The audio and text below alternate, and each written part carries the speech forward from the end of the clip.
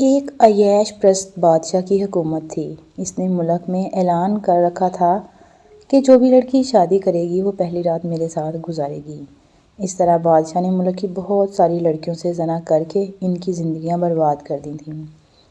وقت اسی طرح گزرتا گیا اور جب بادشاہ کی بیٹی جوان ہوئی تو بادشاہ نے اس کی شادی کرنا چاہی۔ اس خبر کا ملک میں شور رچ گیا کہ بادشاہ کی بیٹی کی شادی ہے، اس لیے اب بادشاہ کو پہلی رات اپنی بیٹی کے ساتھ زنا کرنا ہوگا، ورنہ ہم بادشاہ کے خلاف بغاوت کا اعلان کریں گے۔ بادشاہ بہت پریشان ہوا، لیکن وہ لالچی تھا کہ اگر میں نے بیٹی کے ساتھ رات نہ گزاری تو میری بادشاہت ختم ہو جائے گی۔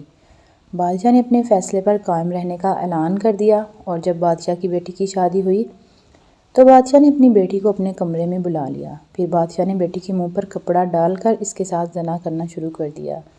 جب بیٹی کے دولہے کو اس بات کا پتہ چلا تو اس نے اسی وقت بادشاہ کی بیٹی کو طلاق دی۔ اب بادشاہ بھی کسی کو منہ دکھانے کے قابل نہیں رہا تھا۔ پھر چند ہی مہینے گزرے تھے کہ بادشاہ مر گیا۔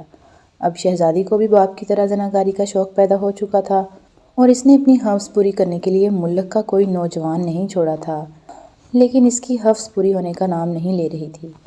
پھر ایک دن ایک فقیر شہزادی کے دربار میں خیرات مانگنے آیا۔ جب شہزادی کی نظر اس فقیر پر پڑی تو اس نے یہ سوچا کہ کیوں نہ اس فقیر کے ساتھ ہی بدکاری کی جائے۔ پھر وہ فقیر کو خیرات کا لالچ دے کر اپنے ساتھ کمرے میں لے گئی۔ کمرے میں داخل ہوتے ہی شہزادی نے فقیر کو اپنے ساتھ غلط کام کرنے کے لیے کہا، لیکن فقیر اللہ کا بندہ تھا، اس نے شہزادی کو اس کام سے منع کیا۔ لیکن شہزادی نے جیسے ہی زبردستی کرنا چاہی تو اس فقیر نے ایسا کلام پڑھا کہ شہزادی اسی وقت تڑپ تڑپ کر مر گئی، کیونکہ وہ جو فقیر تھا وہ کوئی اللہ کا مانا ہوا بندہ تھا۔ تو ویورز، برائی کا انجام ہمیشہ برا ہی ہوتا ہے۔